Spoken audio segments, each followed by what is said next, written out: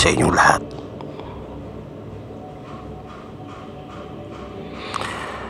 Ako nga pala si Amadeus.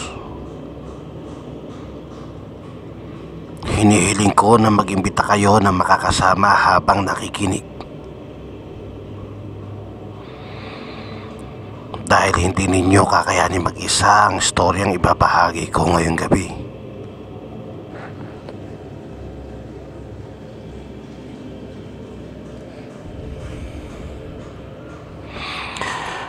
Ang mapapakinggan ninyong istorya ay base sa kwento ng isang taong bihasa sa larangan ng remote viewing at pag-aaral tungkol sa mga anghel at pinakamataas na antas ng espiritual sa balat ng lupa.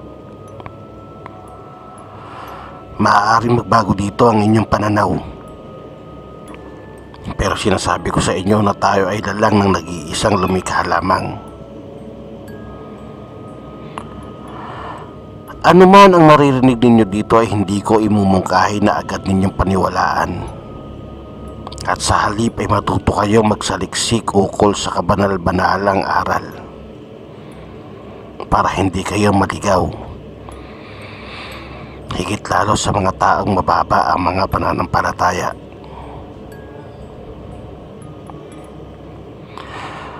Nagkikwento lang ako base sa kung paano ito naikwento. At binabasa ko lamang base kung paano ito ginawa. Huwag sanang malihis ang landas ninyo at patuloy na kumapit at sumampalataya.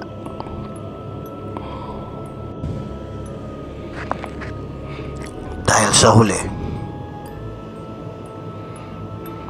sa isang Diyos lang tayo dapat maniwala.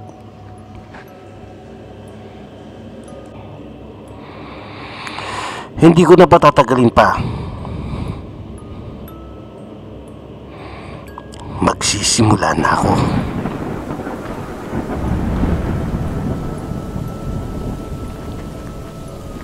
Ang landas ng mga nagkatawang taong mga anghel at mga starseed. Kabanata 1. Spiritual Awakening.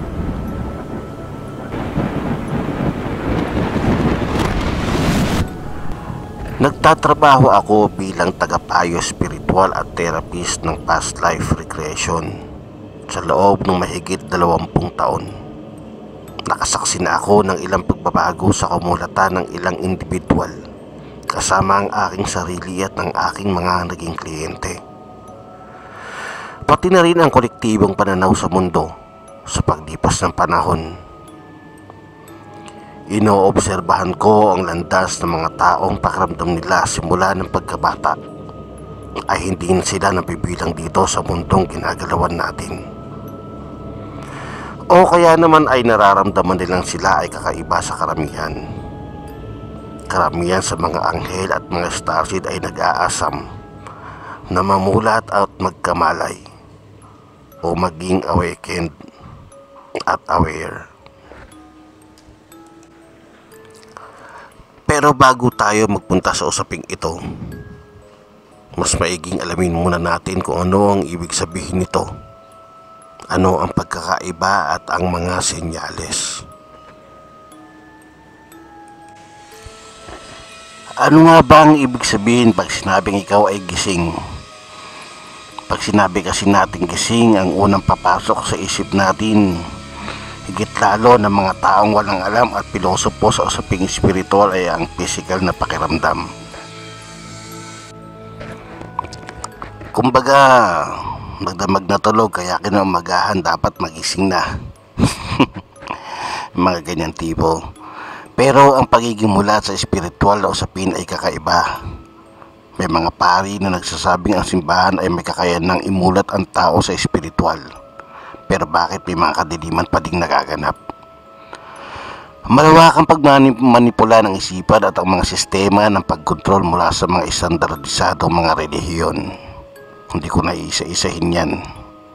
Alam ko namang alam nyo kung ano-ano ang mga relihiyon ang tinutukoy ko. Matanong ko lang, pamilyar ba kayo sa New Age?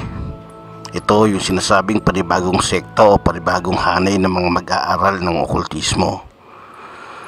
pag-aaral ukol sa mga extraterrestrial na mga nilalang. Kasama na dyan yung pakikipag-usap, astral o yung sinasabing pag-alis ng kaluluwa natin sa katawan para makapunta sa ibang dimension o trans-channeling. Masyadong mabusisi ito kung isa-isain ko ang pagpapaliwanag dito. Pag-uusapan natin yan sa mga susunod. Balik tayo. Ang New Age movement ay nagpapahayag ng paggising sa espiritu o spiritual awakening. Pero karamihan din sa mga ito ay napapahira ng mga kasinungalingan at mga peking guro. Siyempre, hindi naman yan lahat, pero may mga peking guro, meron din namang mga totoong spiritual gurus na punong-puno ng kaalaman. Kaya nila Gandhi, kung napapanood ninyo si Sadhguru, isa sa mga masasabi kong liitin mo yan.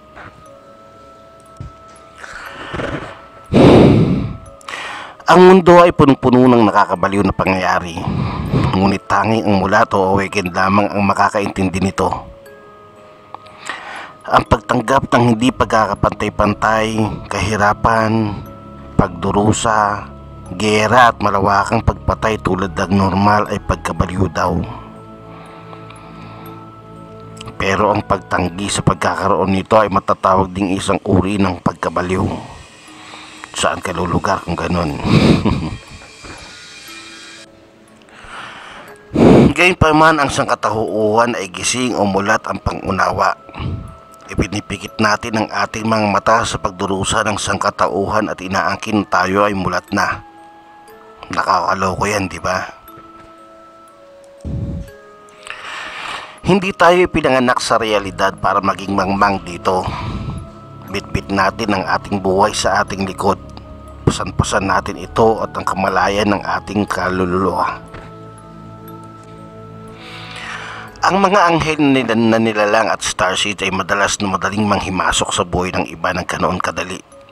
Ang ibig kong sabihin, manghimasok ay ang samahan ka. Sa mga panahong nawawalan ka ng pag-asa, natural na ugali ng mga old souls yan. Hindi normal sa higher self natin bilang mulat sa espiritual ang mga pagdurusa, pero mas iniinda ng mga mas mabababang antas ng espiritual o mga mahihina ang pananampalataya.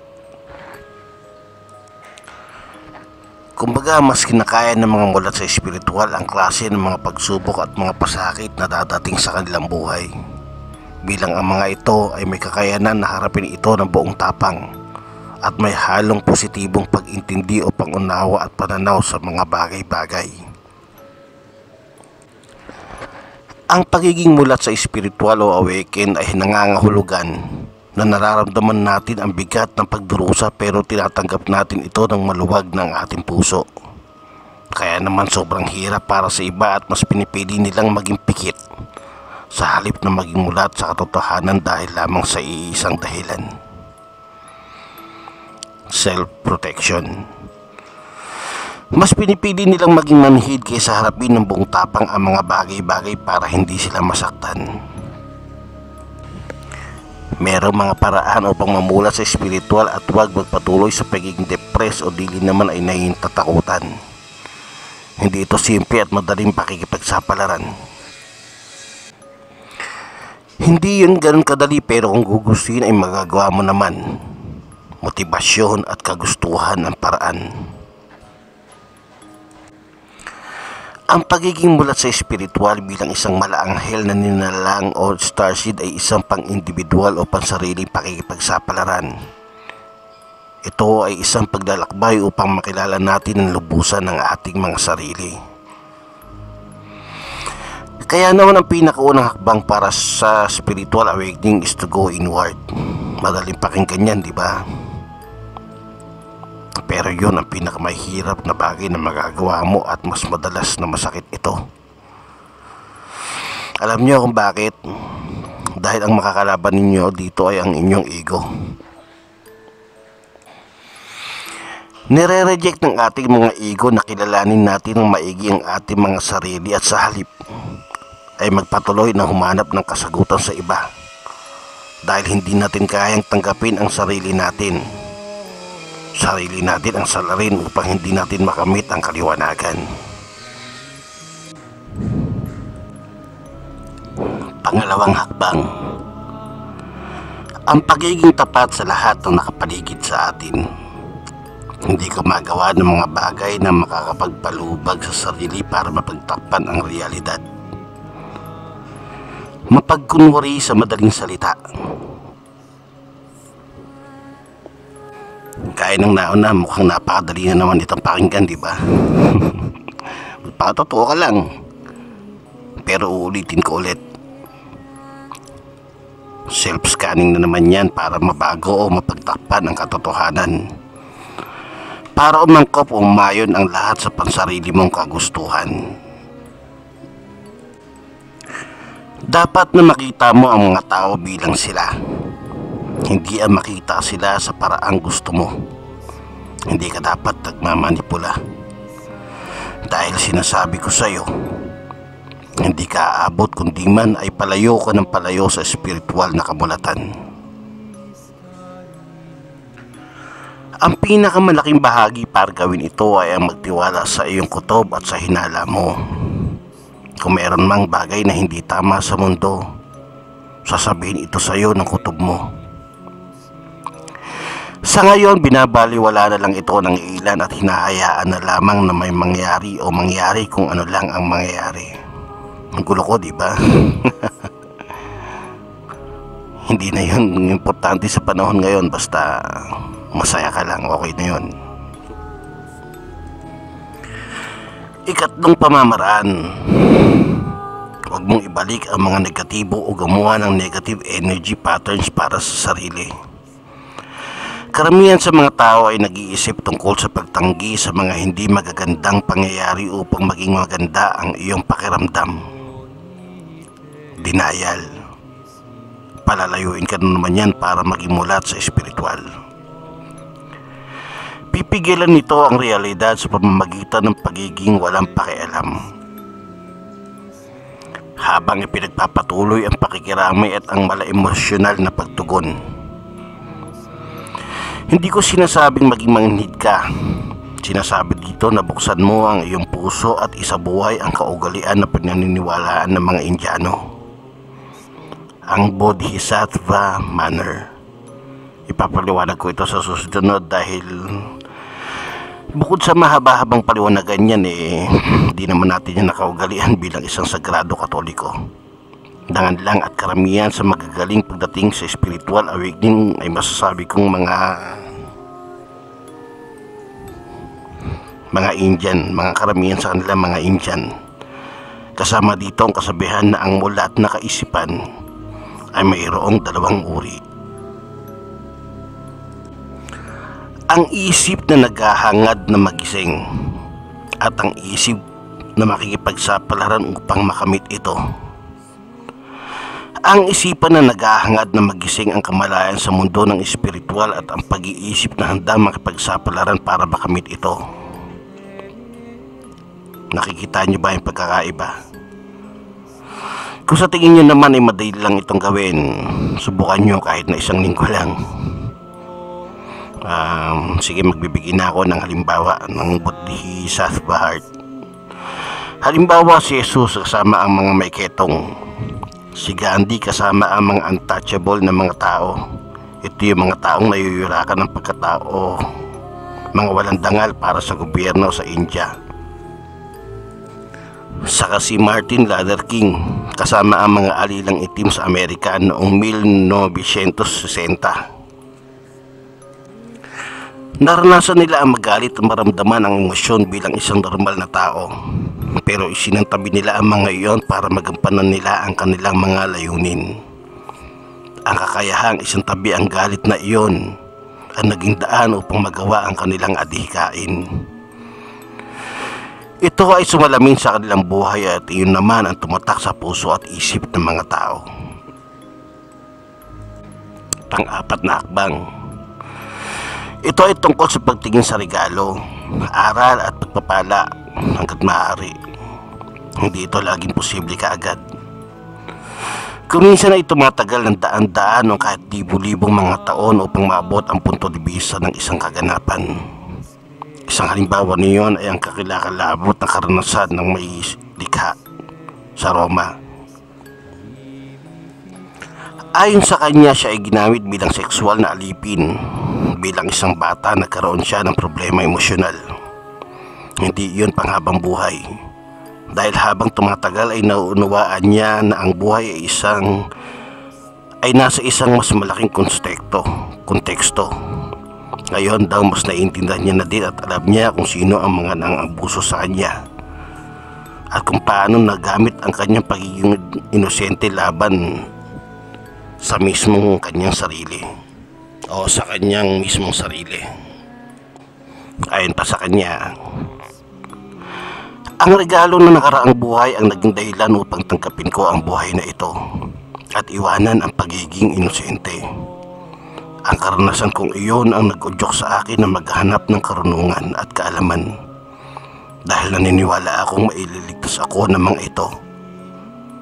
At nang sa ganon, ang nakakatakot na buhay na naranasan ko ay humantong sa aking pagnanais na humingi ng kaliwanagan habang tinatahak ko ang landas ng aking buhay. Ang mga masasamang nangyari sa akin na iniisip kong isang regalo o dulot ng mga nakakapangilabot na bagay na tiniis ko. Gayunpaman, wala akong abilidad upang isama ang mga karanasang iyon upang makamit ang estado ng aking kamalayan espiritual.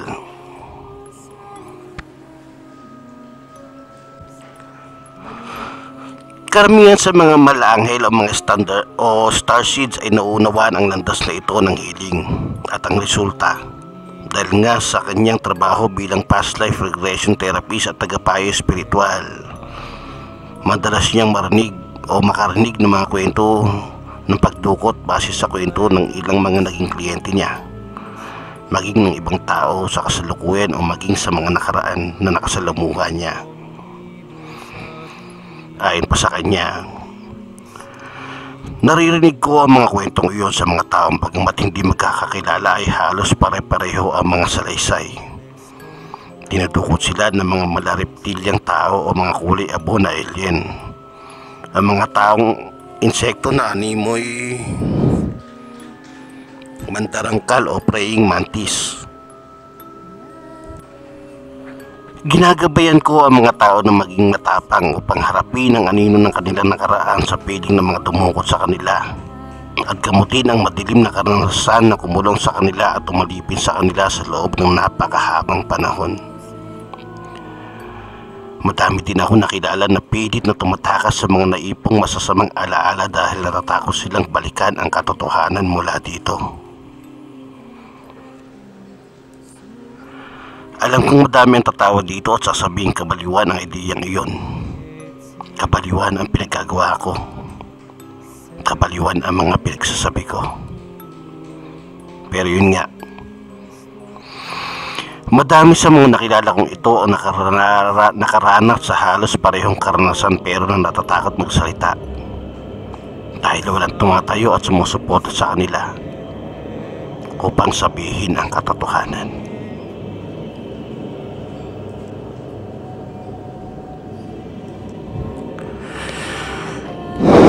Puputulin ko na muna ito dito. Abangan ninyo yung ibang susunod na procedure o hakbang para magising spiritual. Hindi lang yan. Tsaka kung paano ninyo malalaman kung incarnated angels ba kayo o starseed. Sabay-sabay